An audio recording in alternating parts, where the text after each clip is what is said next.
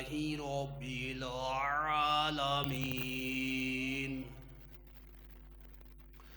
والصلاة والسلام على سيد الأنبياء والمرسلين أما بعد فأعوذ بالله من الشيطان الرجيم بسم الله الرحمن الرحيم قال الله عز وجل في القرآن الحكيم رهبانية ابتدعوها ما كتبناها عليهم إلا ابتغاء رضوان الله فما رعوها حق رعايتها فآتينا الذين آمنوا منهم أجرهم وفي مقام آخر وما كنت بدعا من الرسل صدق الله مولانا العظيم وبلغنا رسوله النبي الكريم الأمين. درس القرآن والحديث اليوم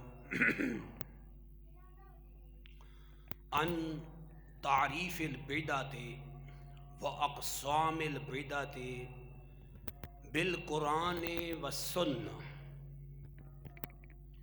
ولذا استمعوا له استماعا.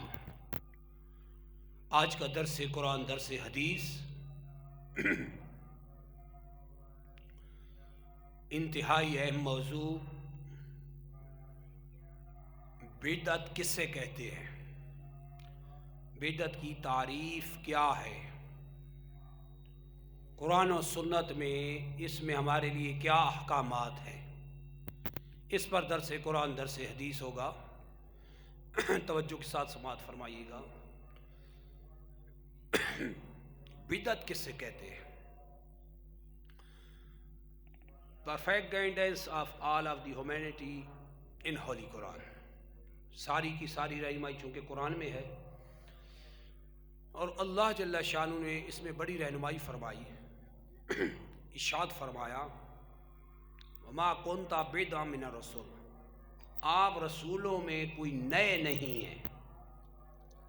تو بدعت کی تعریف قرآن نے یہ کی کہ نیا کام، جو نیا ہو اس کو بدعت کہتے ہیں. اب بدعت کی اصطلاحی تعریف کیا ہے؟ شریعت کی اصطلاح میں بدعت کسے کہتے ہیں؟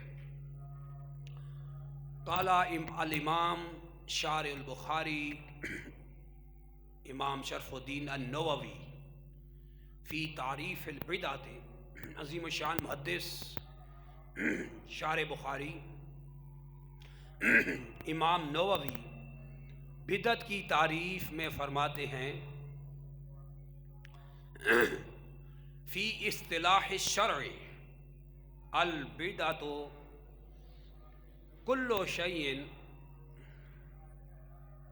ما احدث، فرماتے ہیں البدع کل شیء لم یعہد فی عہد رسول اللہ صلی اللہ علیہ وسلم. بدعت ہر اس شے کو کہتے ہیں شریعت کی اصطلاح میں جو سرکار علی وقاص صلی اللہ علیہ وسلم کے دور میں نہ ہوئی ہو تو اس کو بدعت کہتے ہیں. جو سرکار علی وقاص صلی اللہ علیہ وسلم کے دور میں نہ ہو، ما لم یکن فی عہد رسول اللہ، البدعۃ احداث ما لم یکن فی عہد رسول اللہ، جو اللہ کے رسول مکرم صلی اللہ علیہ وسلم کے دور میں نہ ہو بعد میں اس کو بدعت کہتے ہیں. یہ بدعت کی شرعی تعریف ہے، اصطلاحی تعریف ہے. اب ہم دیکھتے ہیں کہ بدعت اس کے بارے میں قرآن نے کیا رہنمائی کی ہے. کیا ہر اچھا کام اگرچہ وہ بدعت حسنہ ہے، اچھی بدعت بھی ہے، تو یہ اچھی بدعت فی نفس سے ہی اس پہ ثواب ہے، یا مطلقاً اس کو بھی ریجیکٹ کر دیا گیا ہے، رد کر دیا گیا ہے؟ اس میں پہلے ہم قرآن کی رہنمائی لیتے ہیں۔ آج جہالت اور تعصب اور ہٹ درمی کی وجہ سے ہر اچھے اور جائز اور نئے کام جو فی نفس سے ہی بدعت حسنہ ہوتا ہے، اس کو بھی ایک ہی تعریف میں رد کر دیا جاتا ہے کہ کل بدعت ضلالۃ، چونکہ مسلم شریف کے حدیث میں آیا ہر بدعت گمراہی ہے، تو اب اس کا معنی ہی غلط کیا گیا حدیث کا، تو ظاہر ہے پھر تو گمراہی پھیلے گی۔ اس لیے سب سے پہلے ہم قرآن کی رہنمائی لیتے ہیں کہ اچھا کام بنفس نفیس شریعت کی طرف سے نہ تھا، مگر لوگوں نے کیا اللہ کی رضا کے لیے، تو کیا اللہ نے اس کو مطلقاً رد کر دیا، یا اللہ جل شانہ نے اس پہ ثواب کو باقی رکھا؟ یہ دیکھنا ہے۔ تو خلاق عالم جل شانہ نے قرآن مجید میں ارشاد فرمایا رہبانیتاً ابتدعوہا، کہ رہبانیت یہ یہودیوں نے ایجاد کر لی تھی، یہودیوں نے رہبانیت ایجاد کی تھی، یہ بدعت نکالی تھی، یعنی گھر بار چھوڑ دینا، بچوں کو چھوڑ دینا، عورتوں کو چھوڑ دینا، جنگلوں میں غاروں میں نکل جانا، صرف عبادت میں لگے رہنا، یہ پچھلی شریعتوں میں تھا، اس کو رہبانیت کہتے ہیں۔ ہماری شریعت میں رہبانیت نہیں ہے۔ تو یہ رہبانیت کی جو بدعت تھی یہ یہودیوں نے اختیار کی، یہ انہوں نے نکالی تھی۔ تو اللہ جل شانہ نے فرمایا ما کتبناہا علیہم، یہ غاروں کی طرف نکل جانا، گھر بار چھوڑ دینا، بیوی بچے چھوڑ دینا، ہر چیز کو ترک کر کے صرف اللہ کی عبادت میں لگ جانا، یہ جو رہبانیت ہے، یہ بدعت جو ہے، یہ یہودیوں نے نکالی تھی، ہم نے ان پہ یہ فرض نہ کی تھی۔ ذرا توجہ رکھنا، قرآن کی تعلیمات دیکھنا، مزاج شریعت کیا ہے، مزاج قرآن کیا ہے۔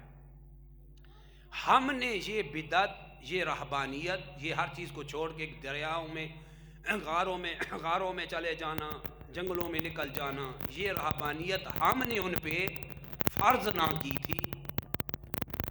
الا ابتغاء رضوان اللہ، انہوں نے اس کو ایجاد اس لیے کیا تھا کہ وہ اللہ کی رضا چاہتے تھے، کہ ہم کلی طور پہ اللہ ہی کی عبادت میں رہیں، لمحے بھر کے لیے دنیا کی طرف نہ جائیں۔ تو اللہ جل شانہ نے مطلقاً اس اچھے کام، اگرچہ بدعت تھا تو مطلقاً رد نہیں کیا۔ تو اللہ نے آگے کیا تعلیم دی کہ اس کو اگر ایجاد کر بھی لیا تھا، ہم نے فرض نہ کی تھی، یہ ان کی اپنی نئی بدعت تھی مگر حسنہ تھی، تو اللہ نے اس لیے قرآن میں فرمایا فما رعوہا حق رعایتہا، تو پھر اس کی حفاظت انہوں نے اس طرح نہیں کی جس طرح کرنی چاہیے تھی، پھر اس کی رعایت کرنی چاہیے تھی نا۔ یہ جو بدعت نکال دی تھی انہوں نے، جنگلوں غاروں کی طرف نکل جانا، گھر بار چھوڑ دینا، ایک اللہ کی عبادت میں لگ جانا، صرف عبادات میں لگ جانا، اگرچہ اللہ کی رضا کے لیے اچھا کام کیا تھا، تو اللہ جل شانہ نے مطلق یہ نہ فرمایا کہ یہ حرام کیا انہوں نے، اللہ نے فرمایا ما کتبناہا علیہم، ہم نے ان پہ فرض نہیں کیا تھا، خود انہوں نے یہ کر لیا تھا۔ تو اللہ نے مطالبہ کس چیز کا فرمایا فما رعوہا، شکایت کیا فرمائی؟ حق رعایتہا، پھر اس بدعت کو اگر نکال بھی لیا تھا، رہبانیت کو نکال دیا تھا، تو پھر اس کی ایسی رعایت کر لیتے، ایسی حفاظت کرتے جیسے کرنے کا حق تھا۔ انہوں نے اس کا ایسا حق ادا نہیں کیا جیسا کرنا چاہیے تھا، پھر اس کو جاری رکھنا تھا، پھر اس کو باقی رکھنا تھا، کیونکہ اچھا کام نکال لیا تھا تو پھر اس کو جاری رکھنا تھا۔ تو مزاج شریعت تو یہ ہے کہ اللہ جل شانہ نے فرما دیا کہ اس کو پھر جاری رکھنا تھا، اس کی ایسے رعایت انہوں نے نہ کی، ایسے اس کو حفاظت نہ کی جیسے کرنی چاہیے تھی۔ فما رعوها حق رعایتها، تو ایسی رعایت انہوں نے نہیں کی، حفاظت نہیں کی۔ تو اللہ جل شانہ نے پھر اس بدعت رہبانیت، یعنی گھر بار چھوڑ دینا، دریاؤں جنگلوں غاروں کو نکل جانا، صرف اللہ کی عبادت میں لگے رہنا، یہ جو رہبانیت اس کو کہتے ہیں، مطلقاً اللہ نے اس کو حرام اور ناجائز نہ کہا، بلکہ اللہ نے کیا فرمایا؟ فَآتَيْنَا الَّذِينَ آمَنُوا مِنْهُمْ أَجْرَهُمْ، تو ان یہودیوں میں جو ایمان لے آئے، فَآتَيْنَا الَّذِينَ آمَنُوا مِنْهُمْ أَجْرَهُمْ، ان یہودیوں میں جو ایمان لے آئے، اللہ جل شانہ ان کو اس بدعت حسنہ پہ، اگرچہ یہ بدعت تھا، ہم نے ان پہ فرض نہیں کی تھی رہبانیت، اللہ جل شانہ ان کو اجر عطا فرمائے گا، ہم ان کو اجر عطا کریں گے۔ کیوں؟ کہ فی نفسی وہ کام اچھا تھا، اللہ نے مطلقاً یہ نہ کہا کہ وہ بالکل ہی غلط تھا یا بالکل حرام نہیں فرمایا، بلکہ اللہ جل شانہ نے اس کی رعایت کا مطالبہ فرمایا کہ پھر اس کی رعایت کرنی چاہیے تھی، اس کی حفاظت کرنی چاہیے تھی، اچھا کام نکال دیا تو اس کو جاری رکھنا تھا۔ فَآتَيْنَا الَّذِينَ مِنْهُمْ وَآتَيْنَا الَّذِينَ آمَنُوا مِنْهُمْ أَجْرَهُمْ، تو ان میں جو یہودیوں میں ایمان لے آئے تھے، اللہ فرماتا ہے ہم نے ان کو ان کا اجر عطا کریں گے۔ تو اللہ تو بدعت حسنہ پہ، ایک اچھے کام پہ جو اللہ نے فرض نہ کیا تھا، لوگوں نے نکال دیا تھا، یہ یہودیوں کی بات چل رہی ہے، تو اللہ نے اس پہ جو ایمان لے آئے تھے اس پہ اجر کو باقی رکھا۔ تو یہ تو مزاج شریعت یہ ہے، قرآن یہ کہتا ہے، تو مطلقاً اس کو حرام نہیں کہا گیا، کیونکہ بدعت بذات خود ہر بدعت بری نہیں ہے، اس کی ہم تفصیل قرآن و حدیث سے بیان کریں گے، کیونکہ اگر ہر بدعت کو مطلقاً برا کہیں گے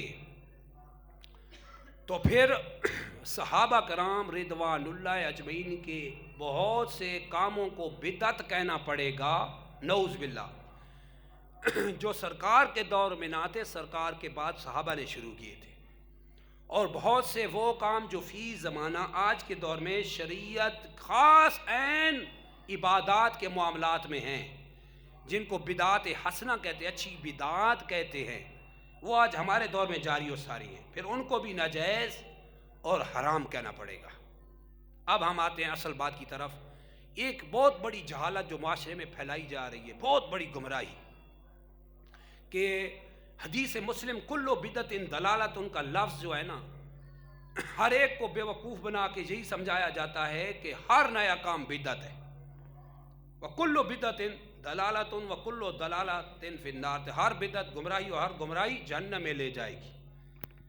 حدیث کا ترجمہ اس طرح نہیں کیا جاتا، حدیث کا ترجمہ تب کیا جاتا ہے کہ جب دیگر حدیث بھی مطالعے میں ہوں، ساری حدیث پڑھی ہوں، سمجھی ہوں، پھر حدیث کا ترجمہ کریں، تاکہ ایک حدیث کا غلط ترجمہ کرنے سے دوسری حدیث کا رد نہ ہو جائے۔ قرآن کی ایک آیت غلط ترجمہ کرنے کی وجہ سے بہت سی قرآن آیت کی آیتوں کا بجائے ثبوت دینے کے ہم قرآن کا ہی انکار کر رہے ہوں، تو یہ کوئی شریعت کا مزاج نہیں ہے، بلکہ یہ سراسر نری گمراہی ہے۔ ہم حدیثیں پیش کرتے ہیں تاکہ یہ واضح ہو جائے کہ بدعت حسنہ یہ کوئی 14ویں صدی کی اصطلاح نہیں ہے، اچھی بدعت اور بری بدعت، کیونکہ معاشرے میں یہ بھی بڑی گمراہی پھیلائی جا رہی ہے کہ بدعت بھی اچھی ہوتی ہے، نعوذ باللہ بدعت تو بری ہوتی ہے، جیسا کہ 360 کی اپلیکیشن میں گمراہی پھیلائی جا رہی ہے، اور اجلیس محمدی جیسا گمراہ شخص لوگوں کو بے وقوف بنا رہا ہے، اور سوشل میڈیا پہ اور اس طرح کے واٹس اپ یا ویڈیو چڑھا کے لوگوں کو یہ کہا جاتا ہے کہ بدعت بھی کبھی اچھی ہوتی ہے، بدعت تو بری ہوتی ہے۔ یہ ہم حدیث سے ثابت کر کے دیں گے کہ بدعت بھی اچھی ہوتی ہے۔ پھر اس طرح غلط نظریات، غلط عقائد، یہ بے عقیدگیاں، بد عقیدگیاں جڑ سے کٹ جائیں گی۔ رواه البخاری والمسلم فی الصحیحین، امام بخاری امام مسلم نے صحیحین میں اس حدیث مبارکہ کو نقل فرمایا، عن عائشہ الصدیقہ العفیفہ، بخاری مسلم کی حدیث مبارکہ، عائشہ صدیقہ عفیفہ رضی اللہ عنہا قالت فرماتی ہیں، قال رسول اللہ صلی اللہ علیہ وسلم، فرماتی اللہ کے رسول مکرم صلی اللہ علیہ وسلم نے ارشاد فرمایا، من احدث فی امرنا ھذا ما لیس منہ فہو رد، توجہ رکھنا، من احدث، عائشہ صدیقہ عفیفہ فرماتی ہیں سرکار علی وقار صلی اللہ علیہ وسلم نے ارشاد فرمایا جس نے ہمارے دین اسلام میں ایسا طریقہ نکالا، من احدث یعنی جدد ابتدا، نیا کام نکالا، بدعت نکالی، فی امرنا ھذا، ہمارے اس دین اسلام میں، ما لیس منہ، جس کی اصل قرآن حدیث اجماع اور آثار صحابہ سے ثابت نہیں ہے، فہو رد، تو وہ کام مردود ہے اور وہ عقیدہ بھی مردود ہے، نکالنے والے کے سر پہ مارا جائے گا۔ قال علی بن سلطان القاری رحمہ الباری فی شرح ھذا الحدیث، اب توجہ رکھنا حدیث کی وضاحت۔ عظیم الشان محدث اور محقق علامہ علی بن سلطان القاری رحمہ الباری اس حدیث کی شرح میں فرماتے ہیں اس حدیث کے معنی کیا ہیں؟ من احدث فی الاسلام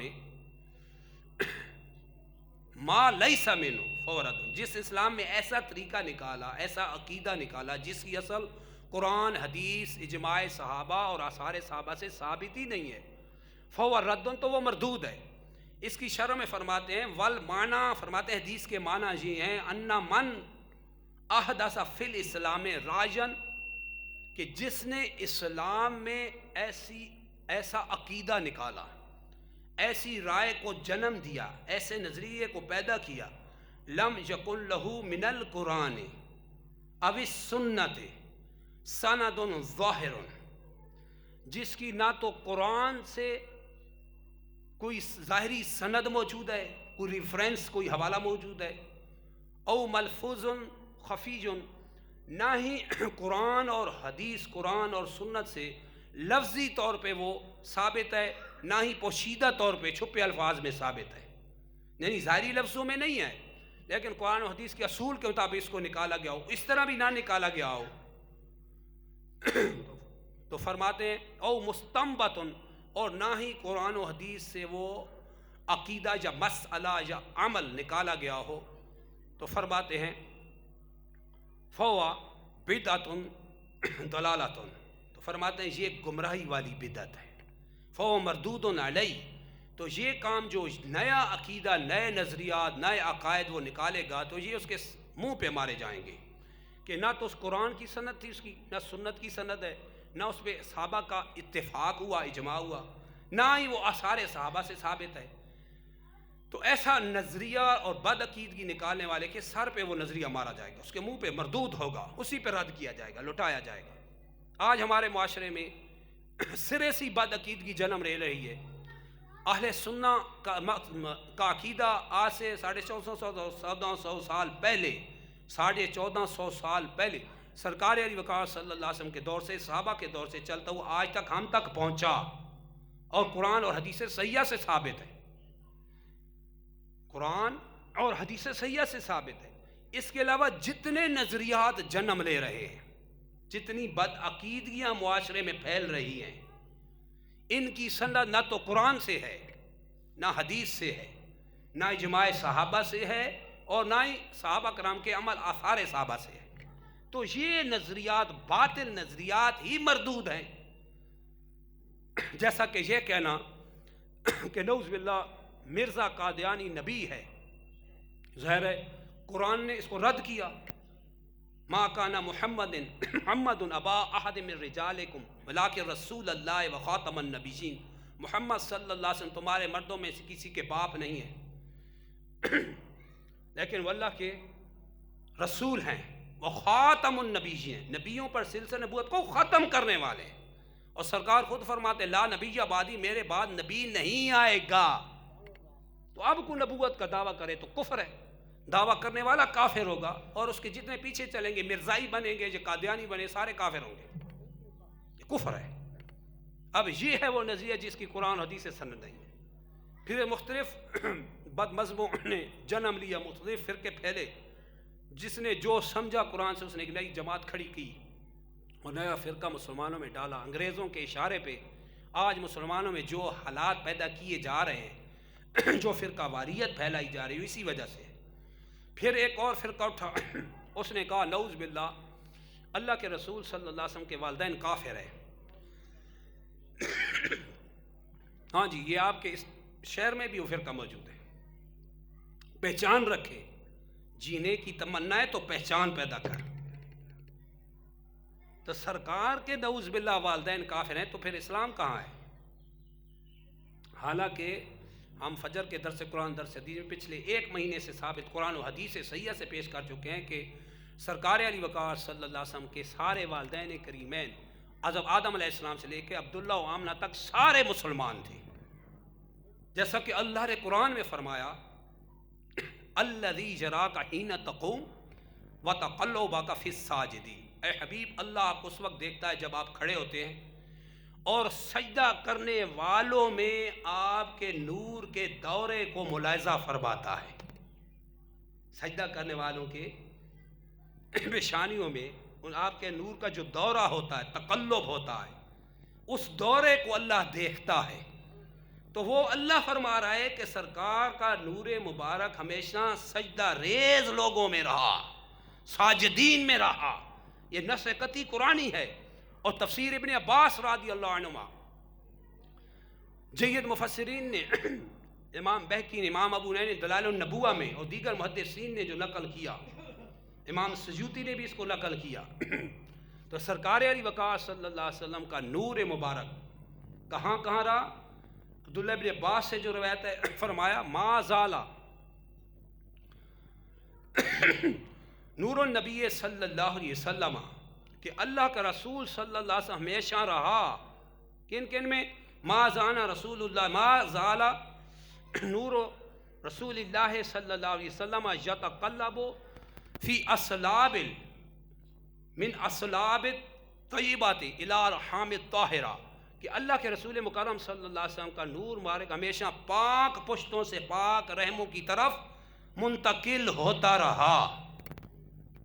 یہ بدعت آج ایجاد ہوئی. سرکار کے والدین کو نعوذ باللہ کافر کہا جاتا ہے. یہ بدعات ہیں جو پہچاننے کی بدعات یہ ہیں. پھر نئی بدعت کھڑی ہوئی کہ نعوذ باللہ اللہ کے رسول صلی اللہ علیہ وسلم کو کچھ اختیار نہیں. نعوذ باللہ اللہ کے رسول مکمل طور پہ ہمارے جیسے بشر ہیں، ہمارے طرح نعوذ باللہ کھاتے پیتے ہیں. اس طرح کی بدعات اور خرافات. اللہ کے رسول کو نعوذ باللہ اللہ کی عطا سے بھی کوئی علم نہیں، وہ کچھ نہیں جانتے تھے، وہ ہمارے جیسے تھے. نبی کا علم جیسے نبی کو علم ہے، ایسا علم تو نعوذ باللہ گدھے، نعوذ باللہ خر وغیرہ کو بھی حاصل ہے. اس طرح کے کفریات لکھی جانے والی کتاب تقویت الایمان جو ہے اصل میں تفویت الایمان، ایمان کو فوت کرنے والی کتاب. اور اس طرح باطل نظریات کہ صحابہ کرام رضوان اللہ اجمعین کو بھی نہ چھوڑا گیا. اور آج کے دور میں ایک اور الگ فرقہ پیدا ہوا جس نے صحابہ کرام کو گالیاں دینی شروع کر دی. تو سرکار صلی اللہ علیہ وسلم نے اس بارے میں کیا رہنمائی فرمائی ہے؟ ترمذی شریف کی حدیث میں سرکار علی وقار صلی اللہ علیہ وسلم فرماتے ہیں لا تسبوا اصحابی، میرے صحابہ کو گالی مت دو، میرے صحابہ کو برا مت کہو. فَإِذَا رَأَيْتُمُ الَّذِينَ يَسُبُّونَ أَصْحَابِي، جب تم میرے صحابہ کو برا کہنے والوں کو دیکھو فَقُولُوا لَعْنَةُ اللَّهِ عَلَىٰ شَرِّكُمْ، تو پھر جواب میں تم یہ کہو کہ تمہارے شر پہ اللہ کی لعنت ہو. یہ سرکار نے تعلیم دی ہے. آج یہ بھی ہو رہا ہے ہمارے میں. یہ ہیں وہ بد عقیدگیاں اور بد اعتقادیاں اور گمراہیاں اور بدعات اعتقادیہ، یعنی ایمان کی لحاظ سے جو اعتقاد خراب ہو رہا ہے اور بد عقیدگی پھیلائی جا رہی ہے معاشرے میں. یہ ہے کہ سرکار علی وقار صلی اللہ علیہ وسلم فرماتے من احدث فی امرنا ھذا ما لیس منہ فہو رد، جس نے اسلام میں ایسے نظریات ایجاد کیے جن کی اصل قرآن سنت اجماع صحابہ سارے صحابہ سے ثابت نہیں ہے، فہو رد، ایسے نظریات ایسی بد عقیدگیاں باطل ہیں، نکالنے والے کے سر پہ ماری جائیں گی، منہ پہ ماری جائیں گی، مردود علیہ ہیں. تو یہ بات اصل سمجھیے. اب بدعت حسنہ اور سیئہ اس پہ بڑی بحث کی جاتی ہے معاشرے میں، اور ہر اچھے کام کو مسلم کی یہ حدیث کا غلط ترجمہ کر کے کہا جاتا ہے کہ کلو بدعت دلالہ، چونکہ حدیث میں لفظ کل ہے لہذا ہر بدعت بری ہے. ہم اسی حدیث کو دوسری حدیث سے ہی ثابت کریں گے کہ لفظ کل کس معنی میں ہے. ہر بدعت فی نفسی بری نہیں ہے. بدعت حسنہ خود اس اور حدیث ترمذی نے پیش کی ہے جس کی وضاحت ہو جاتی ہے. کما رواہ محمد بن عیسیٰ ترمذی فی جامع، محمد بن عیسیٰ ترمذی نے اپنی جامع میں اس حدیث مبارکہ کو نقل فرمایا. و محمد بن عبداللہ الخطیب فی المشکات المصابیح، محمد بن عبداللہ الخطیب نے مشکات المصابیح میں اس حدیث مبارکہ کو نقل فرمایا. عن بلال ابن حارث المزنی قال قال رسول اللہ صلی اللہ علیہ وسلم، حضرت بلال بن حارث مزنی رضی اللہ عنہ سے روایت فرماتے ہیں اللہ کے رسول مکرم صلی اللہ علیہ وسلم نے ارشاد فرمایا، توجہ رکھنا، من احیا سنتا من سنتی قد امیتت بعدی، جس نے میرے بعد میری ایسی سنت کو زندہ کیا جس کا چلن معاشرے میں رواج ختم ہو گیا، اس کو زندہ کیا، فَإِنَّ لَهُ مِنَ الْأَجْرِ مِثْلَ أَجُورِ مَنْ عَمِلَ بِهَا مِنْ بَعْدِهِ مِنْ غَيْرِ أَنْ يَنْقُصَ مِنْ أُجُورِهِمْ شَيْئًا، جس نے میرے بعد میری ایسی سنت کو زندہ کیا جس کا چلن رواج معاشرے میں ختم ہو گیا تو اس کو ایسے ثواب ملے گا مثل اجور من عامل بہا، جو اس کو ایجاد کرے گا، سنت کو زندہ کرے گا، اس کو بھی ثواب ملے گا، اور اس کو بھی ملے گا جتنے لوگ اس پہ عمل کریں گے، اور اس ایجاد کرنے والے، سنت کو زندہ کرنے والے کے ثواب میں بھی کمی نہ ہوگی. آگے جو حدیث کا حصہ ہے بہت ہی اہم ہے، اور وہ بدعت دلالت کو الگ کر رہا ہے بدعت حسنہ سے. بڑی اہم بات ہے. اچھی بدعت اور بری بدعت کی جو بات کی جاتی ہے، یہ کوئی جوش جذبات میں 14ویں صدی میں آ کے اہل سنت نے اپنی اصطلاح نہیں لگائی، یہ حدیث نے ہی تعریف دی ہے. اب توجہ رکھنا، اگر حدیث کا اگلا حصہ جو ہے، سرکار علی وقار صلی اللہ علیہ وسلم فرماتے ہیں من سنہ فی الاسلام سنتن من سنہ من ابتدع بدعتن ضلالتن، جس نے اسلام میں گمراہی والی بدعت نکالی. توجہ رکھنا، اگر ہر بدعت گمراہی ہے تو سرکار جہاں تخصیص نہ فرماتے. اگر مطلقاً ہر بدعت ہی بری ہے تو پھر یہاں حدیث میں دلالت بدعت کی صفت کیوں لگائی گئی؟ من ابتدع بدعتن ضلالتن، صرف بدعت ہی کہہ دیتے، لیکن سرکار نے وضاحت فرما دی کہ بدعت دلالت گمراہی والی بدعت اور ہے، اور بدعت حسنہ اچھی بدعت اور ہے. اسی لیے فرمایا من ابتدع بدعتن ضلالتن، جس نے اسلام میں ایسی بدعت نکالی جو گمراہی والی ہے. بدعت کی صفت ہے ضلالتن، کہ بدعت کون سی؟ گمراہی والی، وہ بدعت نکالی. تو سرکار علی وقار صلی اللہ علیہ وسلم فرماتے ہیں لا یرضاہ اللہ ورسولہ، یہ بری بدعت، یہ گمراہی والی بدعت وہی ہے جس سے اللہ اس کا رسول راضی نہیں ہے. جس سے اللہ اس کا رسول راضی نہیں ہے، یہی برائی گمراہی والی بدعت ہے. قال شیخ عبدالحق مدنس دہلوی فی اشیاء اللمات فی شرح ھذا الحدیث، شیخ محقق شاہ عبدالحق مدنس دہلوی اس حدیث کی شرح میں اشیاء اللمات میں فرماتے ہیں اخرج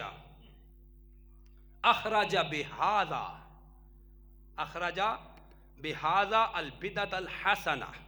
فرمایا سرکار نے جب یہ فرمایا نا من ابتدع بدعتن ضلالتن، جس نے گمراہی والی بدعت نکالی، تو سرکار نے اپنے اس فرمانے علی شان سے بدعت حسنہ کو اس سے نکال دیا، اس کی تخصیص کر دی. کیوں؟ کہ یہ عام مخصوص البعض ہے، یعنی عام تو ہے لیکن عام میں سے کچھ فرد و افراد کو خاص کر دیا گیا ہے. عام میں سے کچھ افراد کو الگ کر دیا گیا، تخصیص کی گئی ہے، خاص کر دیا گیا ہے. کیونکہ اصول تفسیر، اصول فقہ کا قانون ہے، ایک ہوتا ہے خاص، ایک ہوتا ہے عام. خاص کی تعریف ہے الخاص کل لفظ ینتظم جمعا من الافراد. الخاص لفظ وضع لمعنی مسمن، کہ خاص وہ لفظ ہے جو خاص معنی کے لیے بنایا گیا ہو، یا خاص نام کے لیے اس کو بنایا گیا ہو، اس کو کہتے ہیں خاص. اور عام کی تعریف یہ ہے عام کل لفظ ینتظم جمع من الافراد. عام وہ لفظ ہوتا ہے جو سارے افراد کو شامل ہو، جو سارے افراد کو، اما حقیقتاً، یا تو یہ حقیقتاً ہوتا ہے، جیسا کہ اس کی مثال ہے جیسے مسلمون و مشرکون، مسلمان یہ عام ہو گئے، مسلمان اس سے، مشرک الگ ہو گئے. اور یا پھر یہ حکماً ہوتا ہے، لفظوں میں نہیں ہوتا، جیسے من اور ما. آپ قرآن میں پڑھ رہے تھے نا، من کا لفظ اور ما کا لفظ، یہ عام ہونے کے لیے استعمال ہوتا ہے، یہ حکماً ہوتا ہے. اسی طرح آم کی پھر دو قسمیں، والعام و نوعان، آم کی دو قسمیں ہوتے ہیں، عام خصہ منہ البعض والعام لم یخص عنہ شیء۔ ایک عام وہ ہوتا ہے جس میں سے بعض افراد کو خاص کر دیا جاتا ہے، اور ایک عام وہ ہوتا ہے جس میں کسی کو بھی خاص نہیں کرتا، حکم سب کو شامل ہوتا ہے۔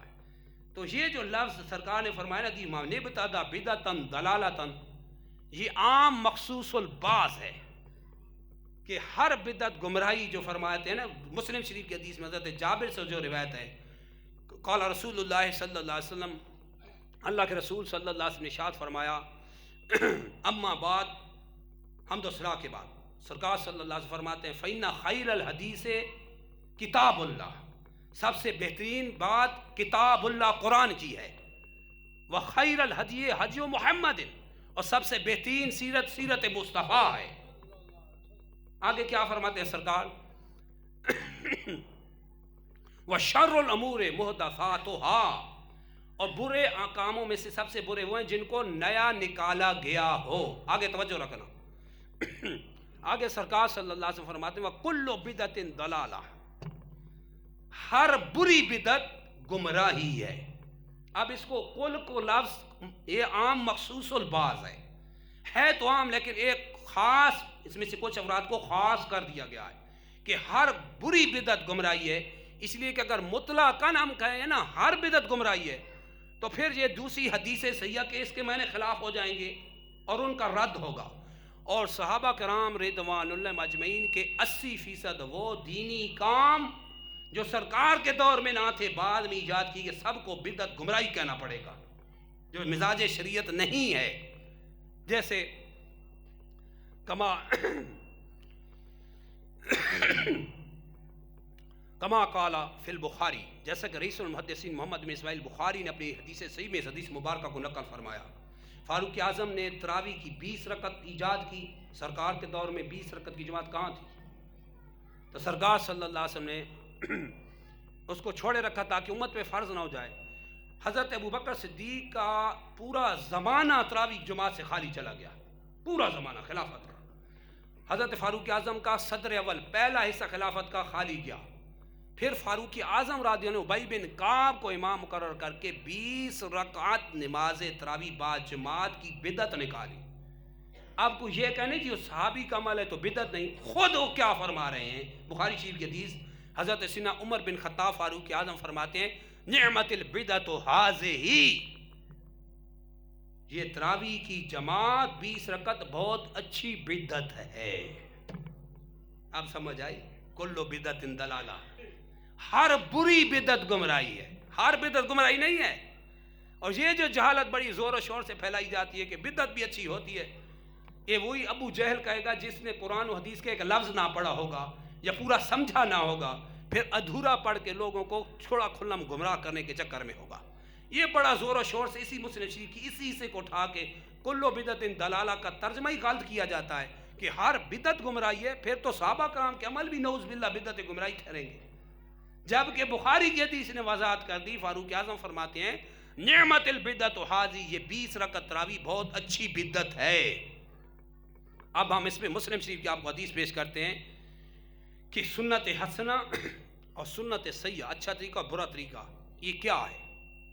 رواہ مسلم ابن حجاج کو شریف ہی سے، امام مسلم بن حجاج کو شریف بھی صحیح میں حدیث مبارکہ کو نقل فرمایا، عن جریر رضی اللہ عنہ قال قال رسول اللہ صلی اللہ علیہ وسلم، حضرت جریر رضی اللہ عنہ سنت فرماتے ہیں اللہ کے رسول صلی اللہ علیہ وسلم ارشاد فرمایا من سن فی الاسلام سنتا حسنتا فلہ اجرھا، جس نے اسلام میں اچھا طریقہ نکالا، توجہ رکھنا، من کلمہ عام ہے پہلے جو ابھی عرض گزر، جس نے بھی اسلام میں اچھا طریقہ نکالا، من سنہ فی الاسلام، اسلامی کام تھا، سیمٹ بجری کی بات ہم نہیں کر رہے اور قالینوں کی بات نہیں کر رہے، جیسا کہ مجلس محمدی بے وقوف نے 360 کی اپلیکیشن میں لوگوں کو بے وقوف بنا رکھا ہے کہ ہر بدعت گمراہی، اچھی بدعت ہوتی نہیں، کہ یہ سنت حسنہ ہے، کارپیٹوں کی مثال دے رہا تھا، تو کارپیٹوں کی مثال نہیں ہے۔